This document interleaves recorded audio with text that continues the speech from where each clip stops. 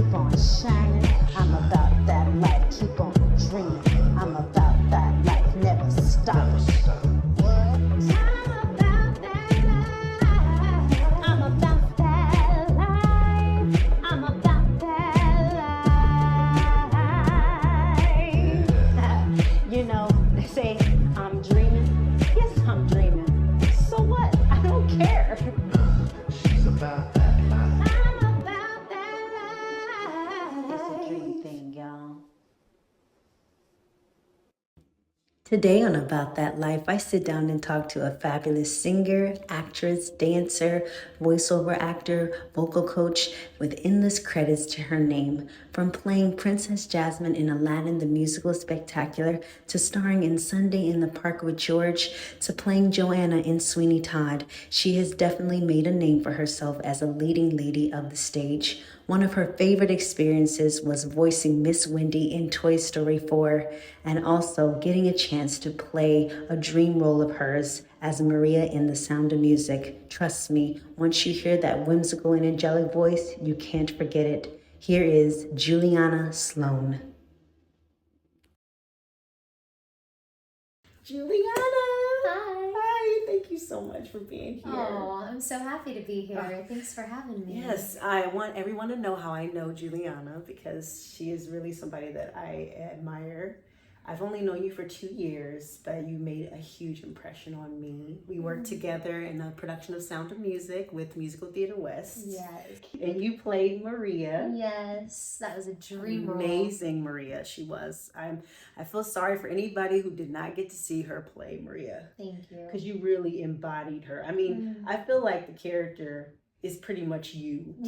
Because there's a moment backstage when you were running back, you know, to do your costume change into the wedding. And you were interacting with the Von Trapp children. After you did the quick costume change, you barely had enough time to breathe and catch your breath. And these kids were just like hugging all on you, and you just were so warm and just gentle with them. And I loved watching that. And I was like, she really is Maria. They genuinely loved you. Like they fell into the story. I'm already crying. And we've just started. Right. I love those kids so much. I know. Yeah.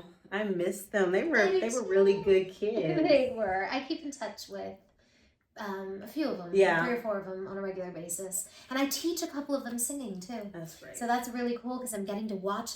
2 years makes such a difference. Are you growling? Kids and animals, my 2 favorite things in the world. Right. Yeah, 2 years in Kidland is massive growth, right? Yeah. So to watch Bellamy go from being 10 to being 12, she's like turning into this little lady. It's incredible. Even our little Gretel, Becca, you know, she was such a baby, and now she's just this little kid with a lot more experience behind her, and it's really cool. And I'm sure watching you helped them, you know, to go on to do greater things. You know, you're a great role model. Thank you. You really are. It's just the truth. And she was so cool because the nuns in the show, we have a lot of downtime. So we were playing Scrabble games, and we would make up these silly like videos to do. And Juliana was such a good sport. She even did one before the show started, and she never leaves the stage. It's true. Once that show starts, like, was there one scene you sat back and had a breath? I think there's one scene that I was able to actually change in my dressing room and not have to change on the side of the stage in the wings. Yeah. Yeah. But as soon as I was done changing costumes, I was out in that hallway talking to the kids again. So yeah. She was so sweet. I was like, can you do a video real quick? Like moments before the show starts. And she starts the show. She was like, yeah, sure. And I used to love how you used to just lay in the back proscenium area. That was and one you of my just lay back favorite there things. behind the scrims To before you hear started. all of you, your voices were, it was heavenly listening to all of the nuns sing that opening number. And I feel like it just always put me just right in the mindset that Maria needs to start the show in. Yeah, she talks about in the show how she was a little girl and she used to come down the mountain and climb a tree and watch the nuns and listen to them sing. And that to me was, it was like my show was beginning too. I loved being on that metaphorical hillside, Right. listening to you all before the curtain came up and I got to sing the title song. I love that order because sometimes they switch it. Sometimes Maria starts Like it. in the film. Yeah, because Yeah. I was in a production in 2019 and Maria actually started it. So we were Oh. actually standing on the side of the wings and watching her because it was done in the amphitheater. It was done in Okay. Tuacahn, Utah. So she was coming through the canyon on the rocks. Oh, and that's she, very cool. Yeah, she sang Yeah. it. So we're all watching her and then we would come out and do Oh, our morning lovely. hymn. Yeah. But I Lovely. liked how you had a chance to breathe and gather yourself while we started the Yes. show with the beautiful choral music that it is. And it just brings the whole audience into the world. Yeah, It it sort of says, this is the world that we're in. This is what's so important to, I think, the whole tone of the show. Right. Is that music, and that God is sort of at the center of it. And for Maria, it's like the pivotal thing in her life becomes, do I stay a nun or do I leave and follow my heart and be with this family? So I think it's a really great way to start. Yeah. Yeah. It's still one of my favorite stories to this day. Me It's too. one of my favorite movies. It's one of my favorite portrayals of Julie Andrews. Like if I'm having a down day, that's one of the quick like movies I'm going to pick too. But it's definitely going to be The Sound of Music. Yeah. What was young Juliana like? Pretty much what I'm like right now.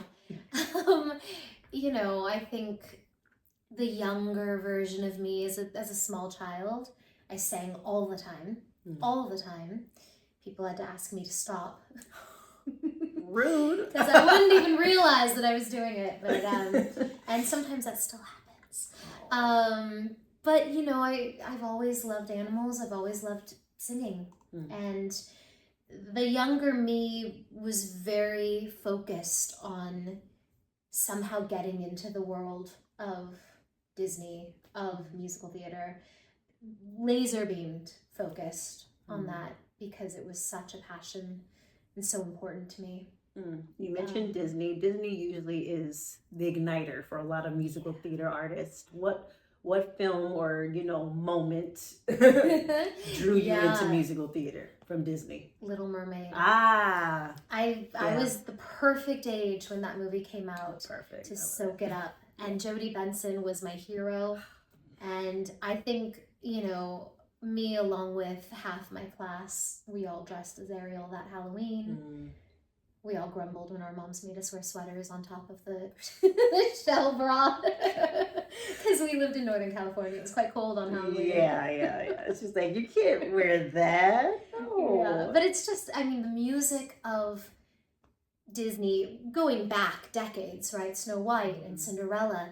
I think the composers that Walt chose to do his films are unmatched. The Sherman Brothers. I was gonna mention you worked with some of the greatest right there. Yeah, Richard Sherman has been a huge influence in my life, and we ended up working together for the last decade of his. Wow.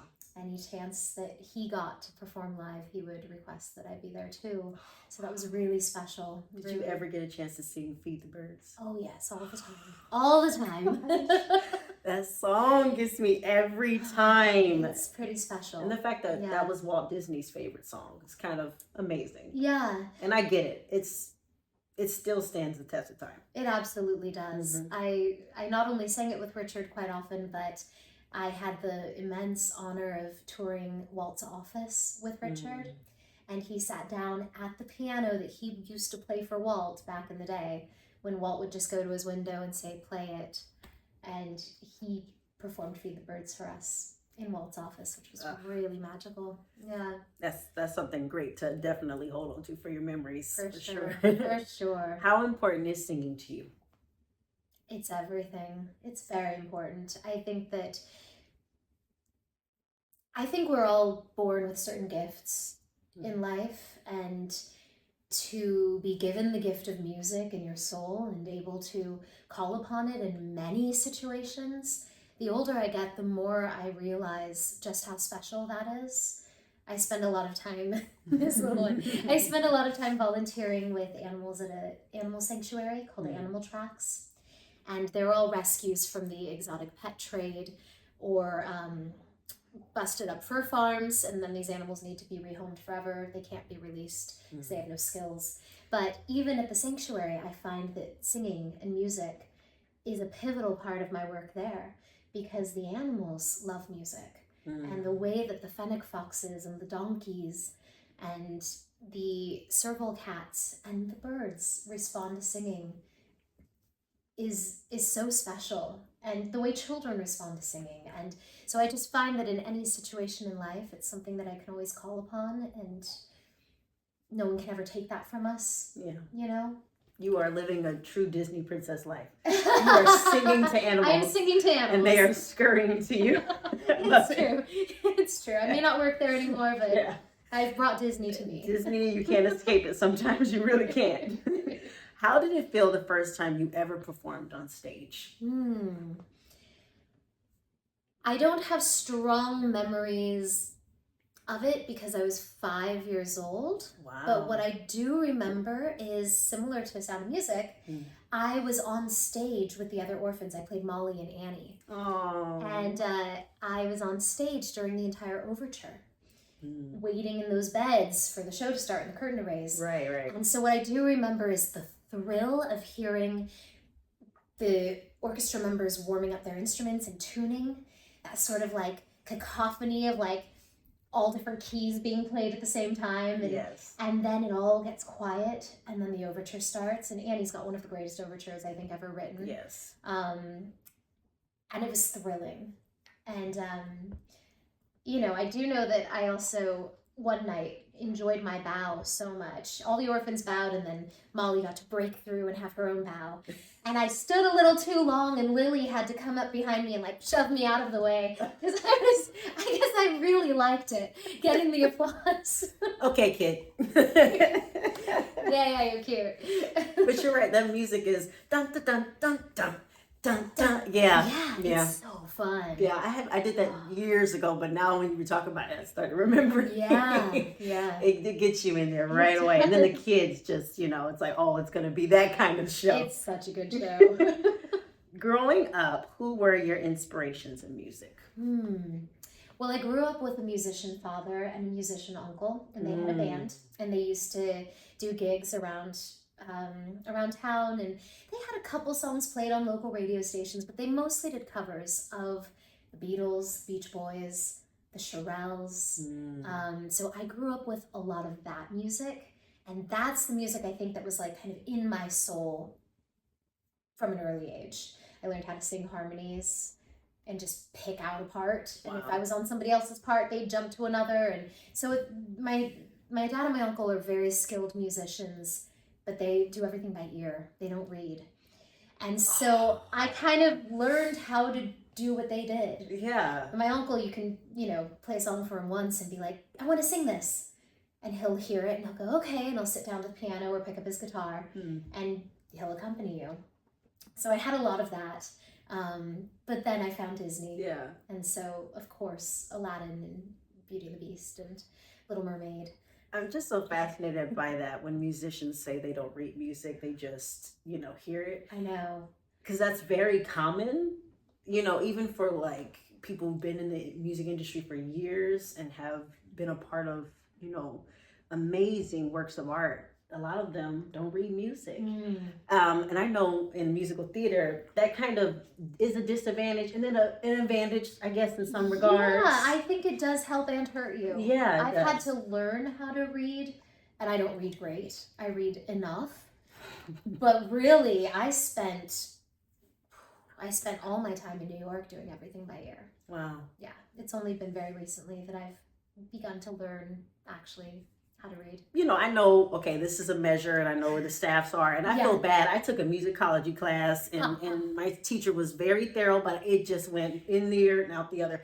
So I would love to take a thorough class on it because I feel like it would be an advantage to learn something like that. But yeah, I think it is helpful. It's just hilarious. But don't feel bad. I think I took piano 4 times. Yeah? So, yeah, in high school and then again in college. I mean, and every time I mostly played it by ear and was like kind of reading the music. Wow. By the time we'd get to the end of the book, it was always the entertainer. Da da da da da da da. and it lost me. That's the point where I like could no longer skate by on my ear training. But good, I mean, good on you for developing a skill set like that to be able to harmonize just on the spot, you know, while singing with someone else and then changing up if you're like, oh, that's the wrong note. Like that's a skill. It is. And I love that your dad and your uncle were your inspirations. Like that's beautiful. Thank you. Absolutely. What was it like to play Millie in the first Broadway national tour of Fairly Modern Millie? It was so fun. So fun. I was 20 years old and I turned 21 on the road. So that's amazing. And I had traveled a little bit as a kid with my family, but not much. And so to see the country and be doing a show that had just won 5 Tony Awards that audiences were so excited to see was really, really neat.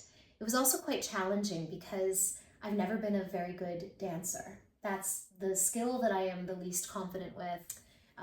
Here. Yeah. In fact, I used to go to auditions as a child and get through the singing and acting bits as a child, as an adult. And then they'd be like, great, come back and dance. And I've left many a dance call in tears. And so to get down in New York to the final 2 and have to then do the dance round, because we did 2 or 3 rounds of auditions that was just singing and reading. For Millie, she's got to dance the whole show. Yeah. And at the very end, down to 2 of us, and they're like, okay, let's learn the opening number and let's do Forget About the Boy, the tap. Yeah. And thank God I'm a confident tapper. It's the one area that I've always been able to kind of do. I love that you can tap. I cannot. Oh, it's so fun. I have a friend, shout out to you, Jessica Kaufman. She's been telling me, come and I'll teach you. And I have never been able to find time where I'm just giving excuses, really. I know, Jessica. But I really want. It's fun. It's hard. It is fun. It is hard, amazing. but it's so fun. It looks so fun. I love watching people tap. I love 42nd Street. Oh, me too. So the fact, I was like, oh, good. You know how to tap because you're playing Millie. You need to know how to tap. The one thing I can do. Right, that's amazing. See, that was helpful. See, you don't have to be great in the other dance styles. Just tap. There you go. It seems like there's always going to be a major tap number in a musical lately. So Yeah, they sneak them in there. yeah, they do.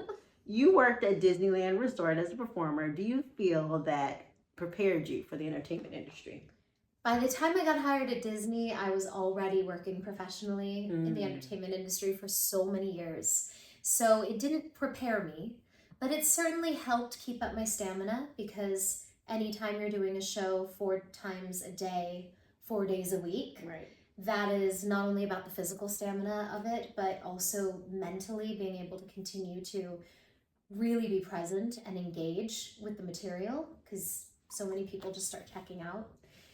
So that was a really valuable skill, and it was so fantastic to be able to challenge myself in that way and know that every time I walked on that stage, there was somebody in the audience seeing that show for the first time who maybe never come to that park, would never be able to afford that park again. True. And also there was somebody who was an AP, annual pass holder, who came maybe 3 or 4 days a week, and it was their highlight of their week. And for whatever reason, that show spoke to them. And so I really felt the privilege of getting to deliver that, even when I felt like, oh gosh, I can't go out there again. I can't do that again. And you know, it's so powerful because the moment, again with music and singing, the moment the music would begin, I'd be like, oh, okay, we're going to go on this journey. We're going to tell this story. Right. And I'd have a ball, you know. Because music is in you. Because it's right. in us. Yeah. What is it like to work for Pixar and be a part of the Toy Story legacy? Being a part of Toy Story 4 was a dream come true. I mean, plain and simple. I will never forget getting the phone call from my agent saying that I'd been offered the role of Miss Wendy, which is Bonnie's kindergarten teacher. And just to be a part of such an important film franchise in this era that we're living in. Pixar has done such incredible films, and they always are thoughtful, and they are always smart, and they're always positive messaging, and the ways that they've kind of broken barriers in animation has been so monumental and so exciting that to be even a small part of that was What was it like walking? Still like unbelievable. Walking Right. onto that lot. So Yeah. I didn't even walk onto the lot. I drove onto the lot. They sent a car for me. I mean, Pixar is, the team of people that work there are the kindest, most just selfless, loving humans that I've ever had the honor of working with. And they treated me like they would have treated Tom. You know, I mean, they really, I live 10 minutes from Disney Studios, but they hired a car service. They picked me up. They drove me home.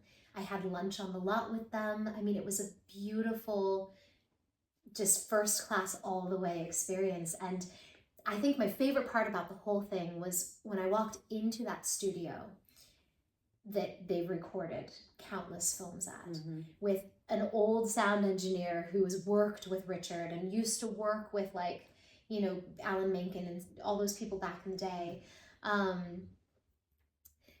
The producer and the director of the film walked me around the room and showed me the storyboards for the film, because you get nothing ahead of time.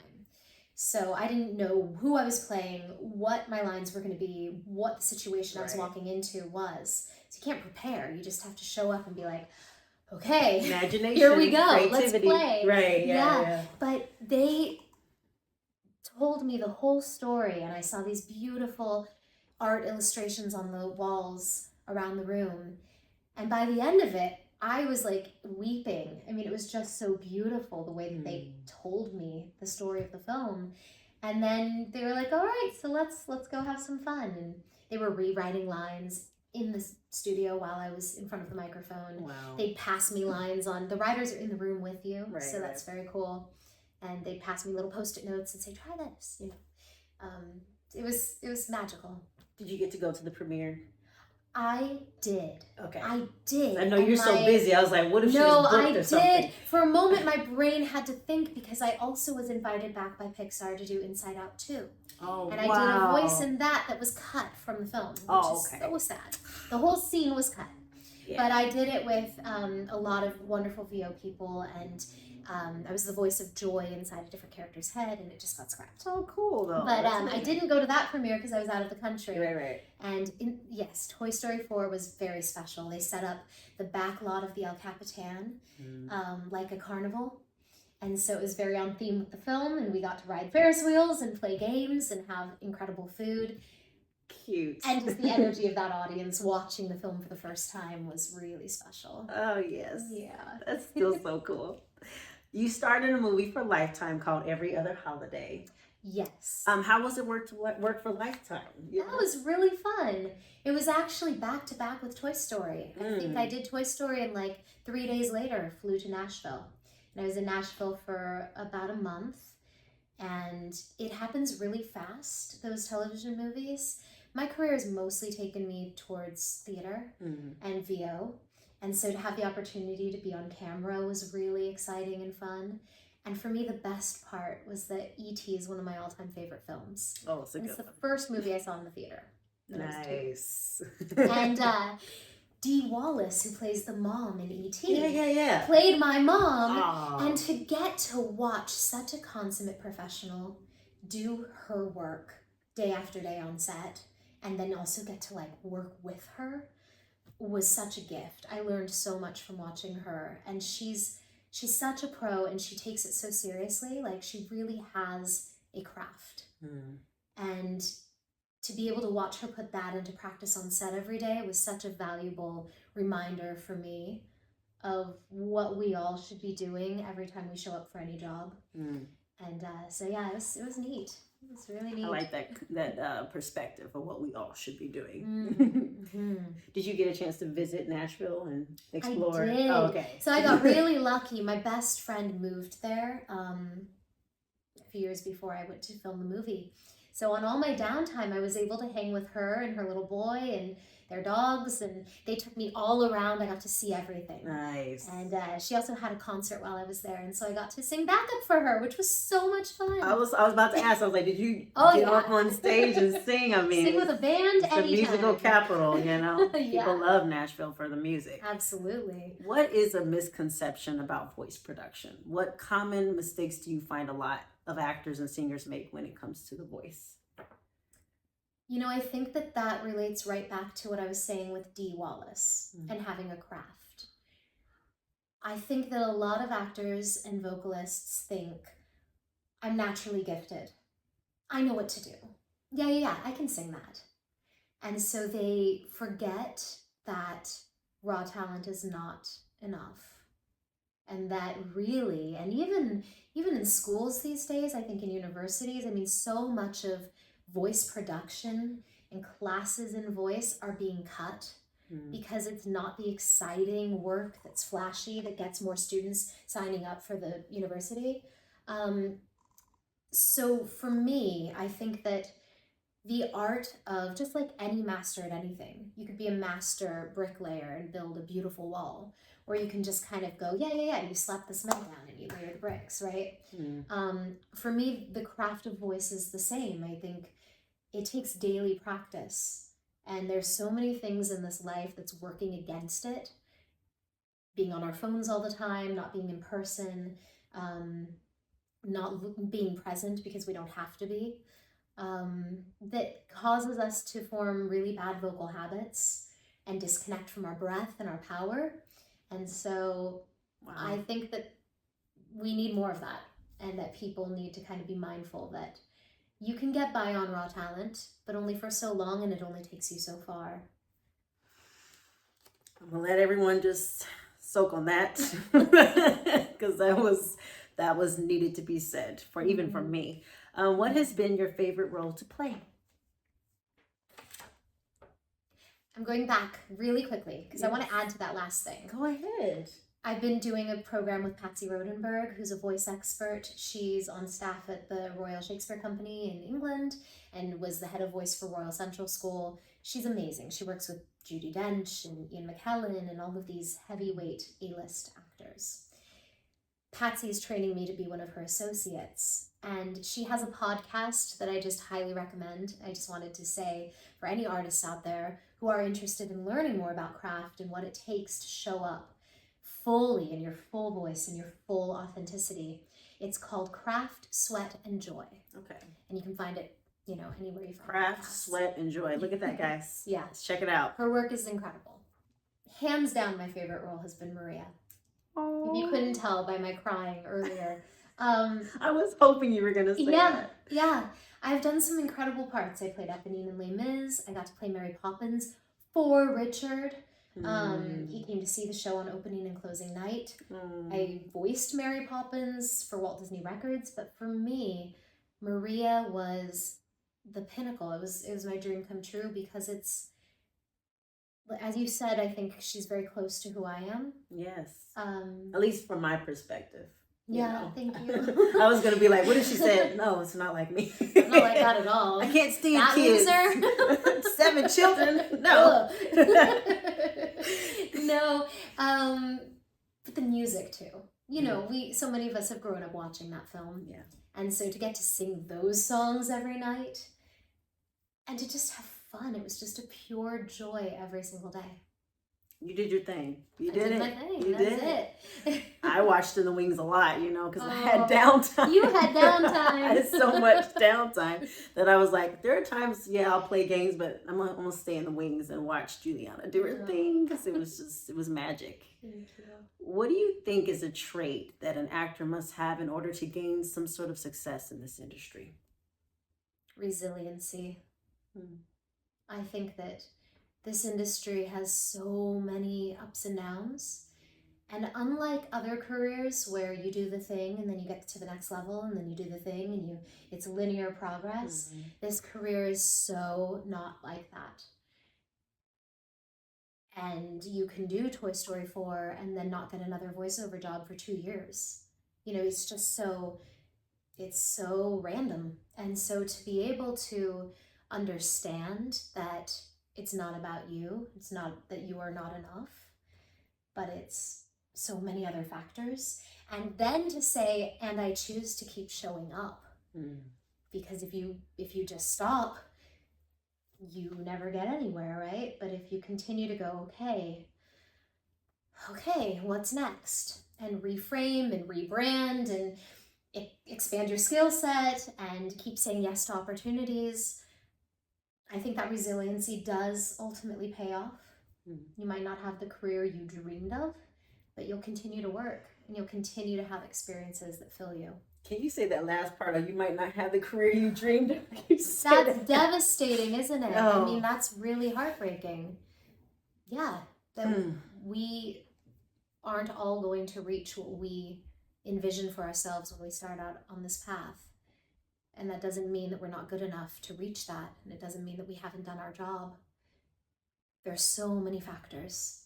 And, but it also doesn't mean that we can't have incredible experiences and build wonderful relationships and do things that light our pilot light, you know. Wow, you have to be an amazing teacher. Mm-hmm. You have to be. Yes. Thank you. You're already passing down some wisdom right there. Thank you. Do you like to go back and watch previous performances of yourself? I love it. I love it. I love watching myself because I learn so much from it. Yeah. I really I take it as, you know, I look objectively and I detach from what I felt while I was doing the show. And I think, okay, I love what I did there, and why did that moment work, and why did that one not work at all, and what would I do differently now? And I just feel like it really informs me as an actor. I don't like reading reviews though. Yeah, I get that. Do you feel you are different on stage than you are when you're not performing? Has there been any characters other than Maria that you played that were very much close to your personality? Well, of course, I'm different off stage than I am on because we're stepping into another person's shoes.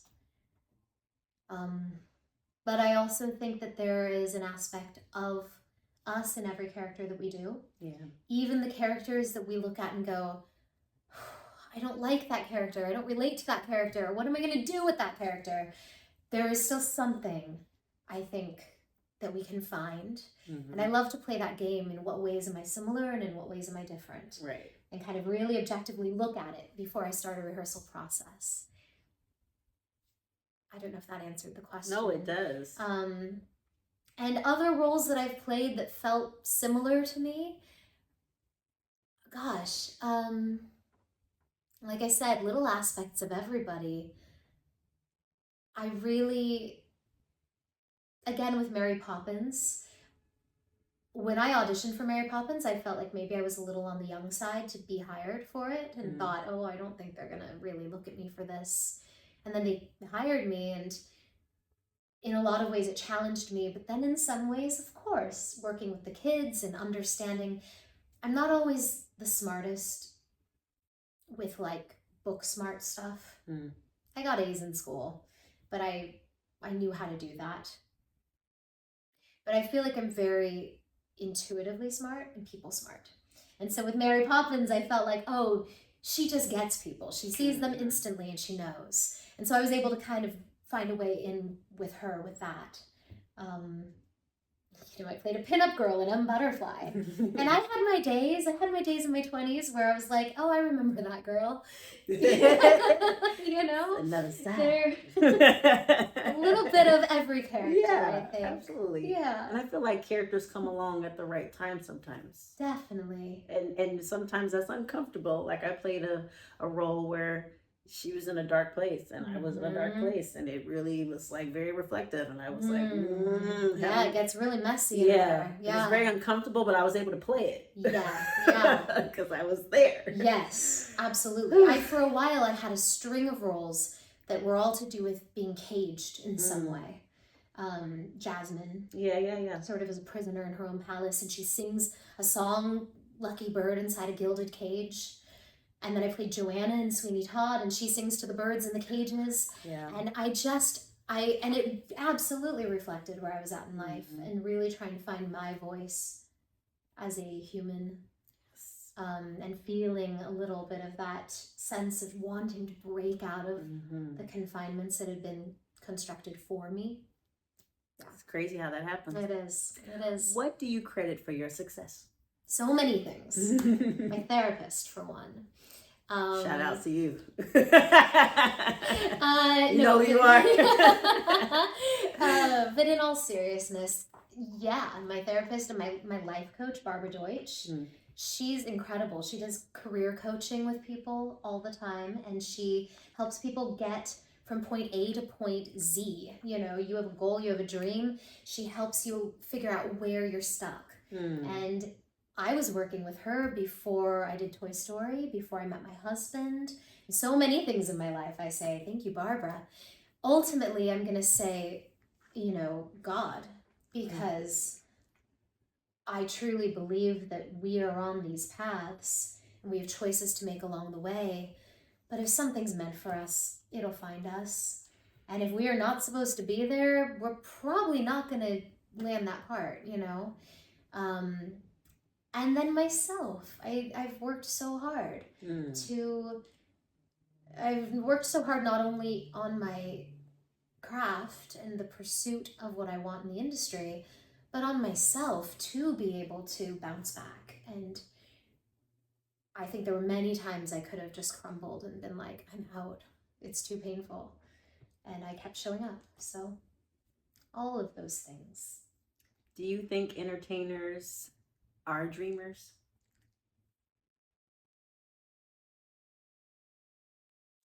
Yeah, I think so, to a large extent. I think we all begin as dreamers, and along the way we maybe start lifting the veil a little, and then people have a choice to either root themselves in reality of the industry or to continue with those little like rose-colored glasses, and I think that's a harder road to take. But I think that also in the sense of dreaming being linked to imagination, we have to be in order to put ourselves in all of these wild circumstances that are maybe far from our own lives and ourselves. Do you think it's good to just stay a dreamer? I think you always should have that inside of you. I don't think you should ever lose that, because I think it's a beautiful thing and it makes life better. But I think it's also good to learn how to self-protect when necessary, because dreamers are so vulnerable and so open to a lot of heartache and destruction and outside destruction. So I think that the real secret is to never lose it and always let it live here, but to be able to know when to show people that and when to let it out. Last question. It's my favorite one. Do you like yourself? Why is it your favorite question? I love hearing people's, answer to it. Does anyone say no? No one said that yet. They said they haven't liked themselves all the time. And I got asked that. My husband asked me, and I said there was a time I didn't, but I love myself a whole lot more than I used to. Yeah. I love myself, and it's taken a long road to be able to say that. To have compassion for myself, to not pick myself apart and wish things were different and loathe certain things that make me unique and who I am. It's taken a lot of work, but I do love myself, and I'm so grateful that I've arrived at that place. And I think like your other guests, that wasn't always the case. It's just life. It's this prickly, thorny, windy journey that has these incredibly stunning, loving, joyful moments along the way. Yes. It was so nice getting to know you more, Juliana. Oh my goodness, give me a hug. Oh, yes. I love this girl so much. I love you. Oh, thank you so much for having me. Yes, and thank you all for watching, and I will see you next time on About That Life.